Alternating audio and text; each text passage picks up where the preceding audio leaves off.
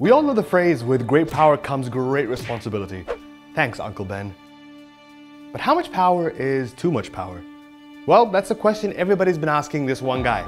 You might have heard of him. Mark Zuckerberg.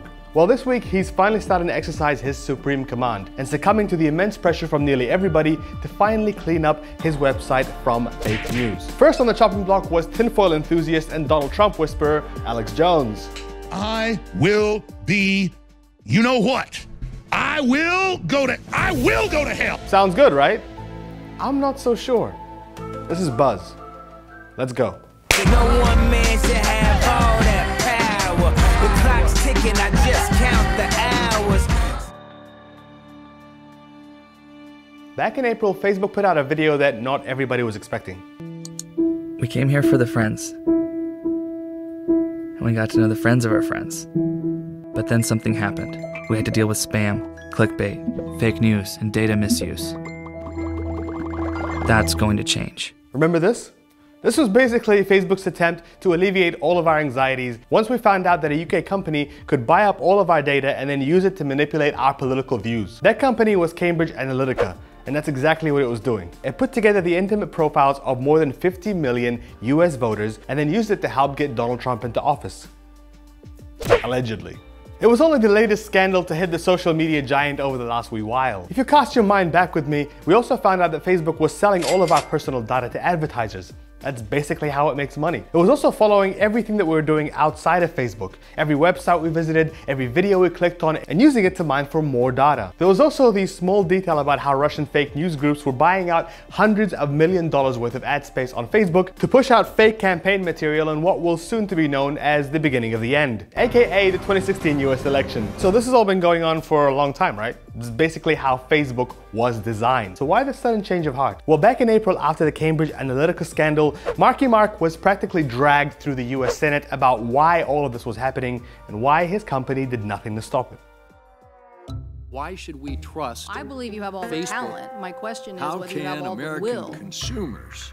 Would you be comfortable sharing with us the name of the hotel you stayed in last night?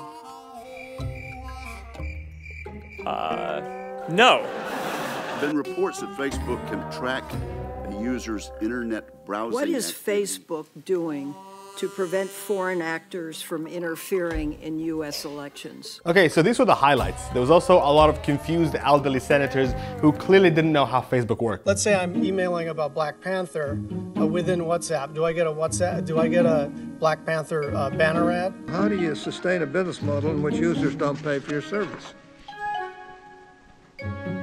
Senator, we run ads. How many data categories do you store? I love a certain kind of chocolate. I just don't feel like that we're connected. Good evening, Mr. Zuckerberg. My name is Olden White. I am the senator from Kentucky, apparently. Mr. Zuckerberg, why won't my ex-wife add me on Facebook? Mr. Zuckerberg, if I sent you a poke, does that mean we're friends now? Mr. No. Zuckerberg, my grandchild Nancy refuses to return my Farmville requests. No. Can you make her return my Farmville requests? No. No one man should have all that power. But still, the damage was done, and Facebook began scrambling to try and restore the fast-eroding trust that its users had in it. That's all of us. It promised to crack down on any apps that was collecting user data without their permission, said it would let users know whether or not they interacted with Russian propaganda material during the election, and it also promised to fill our timelines with a lot more of stuff from our friends and families and less stuff from articles and news sites. But there was one area that Zuckerberg was still refusing to wade into: tackling fake news. I'm Jewish, and there's a set of people who deny that the Holocaust happened, Yes, right? I find that deeply offensive. But at the end of the day, I don't believe that our platform should take that down, because I think that there are things that different people get wrong. But still, the pressure mounting on him was insane. Well, Facebook CEO Mark Zuckerberg is having to explain his way out of controversy yet again. In a statement, Zuckerberg said, "I absolutely didn't intend to defend the intent of people who deny that." On one hand, you had the Democrats who were pushing Facebook to crack down on pages like Infowars, a channel that was promoting conspiracy theories about how the Sandy Hook massacre was fake, about how the Clinton Foundation was covering up for a pizza place that was also moonlighting as an underground underage sex ring, and about how chemicals in the water were changing our sexualities. I don't don't like them putting chemicals in the water that turn the friggin' frogs gay. On the other hand, you had the Republicans and the US President Donald Trump accusing everyone from CNN to Washington Post of being fake news. Which, I mean, they aren't, but you see what I mean. There's Breitbart, the crazy far-right publication has become one of the most influential in the country. There's left-leaning groups like Occupy Democrat, who have been caught posting less than truthful material themselves. Where would Facebook even begin? Or end? Could Zuckerberg come out of this without having to take one political position over another? Which brings us to this week, and Alex Jones. Do you understand that? Serious crap. Thank you, Alex. America's favorite crazy uncle became the first to face the wrath of Facebook's new crackdown. But is it really a crackdown? His page has been suspended for 30 days, and 4 of his videos were taken down because they violated Facebook's community standards. But it's not quite clear what happens after this month is over. Will he be allowed to go back to making unsanitary claims about frogs? Or will he curb his enthusiasm for outlandish conspiracies and get in line? There is one thing that is true, is that this is going to play perfectly into Alex Jones' narrative of the mainstream media and the quote-unquote establishment trying to break down free speech. He's done it before, coming out swinging against anyone that was suggesting his page be taken down. You might be thinking, who cares? It's just Alex Jones. But there is this sneaky little moral argument that's nagging at me, and it actually makes me gag to even say it out loud, but should Facebook get to control free speech? Isn't this a slippery slope? This week, Facebook put out an alarming press release saying they took down 32 Facebook and Instagram pages that were trying to undermine the upcoming US midterm election, and that they were now going after bad actors. Run, Nicolas Cage! I'll hold them back! Here's some of what it said. We are sharing what we know today given the connection between these bad actors and protests that are planned in Washington next week. We face determined, well-funded adversaries who will never give up and are constantly changing tactics. It's an arms race and we need to constantly improve too. Whoa. Time out.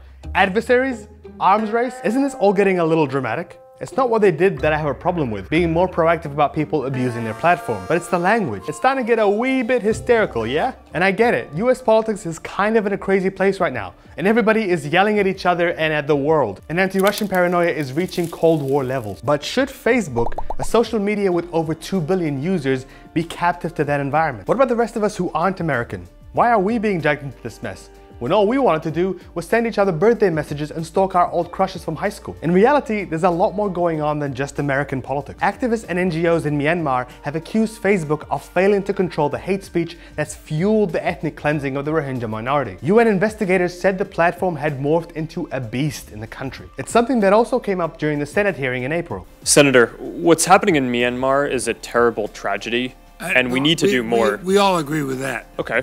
But UN investigators have blamed, you blame Facebook. And to its credit, Facebook has been following through with its promise to hire more Burmese-speaking employees and take down users inciting violence in the country. In June, it blacklisted a group of hardline Buddhists. But it's hard to argue with activists that say, given everything that's been happening in Myanmar over the last 4 years, that Facebook's actions are too little, too late. They're also saying that Facebook hasn't been transparent about how it's tackling this issue, and its algorithms for detecting hate speech aren't working. And that, I think, hits at the heart of why this whole issue feels so elusive. Facebook isn't exactly the most transparent organization. Apart from the rare media appearances or press releases, it's kind of hard to figure out what Mark Zuckerberg is thinking, what he believes, and how he sees his role in all of this. It's a little ironic for a man who built a company whose very purpose is to try and get all the information it can on us, that encourages us to be more open, to share more, to be more connected. And through it, Zuckerberg and his company have amassed a power and access the likes of which the world has never seen. He's not alone. We're living in the age of startup monopolies, the towering figures who control almost every aspect of our lives. And here's the thing, we created these people. We gave them their power. And these aren't elected governments. These are CEOs of private companies. They're not answerable to anyone but their shareholders. So with all that power, what kind of responsibilities should we be expecting from them? Honestly, I don't know the answer to that question. What do you think?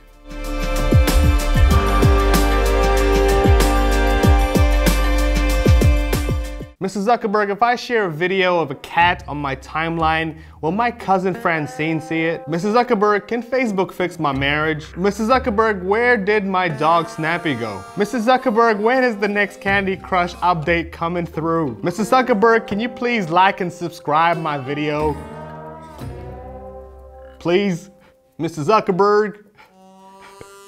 I don't know where this accent is from.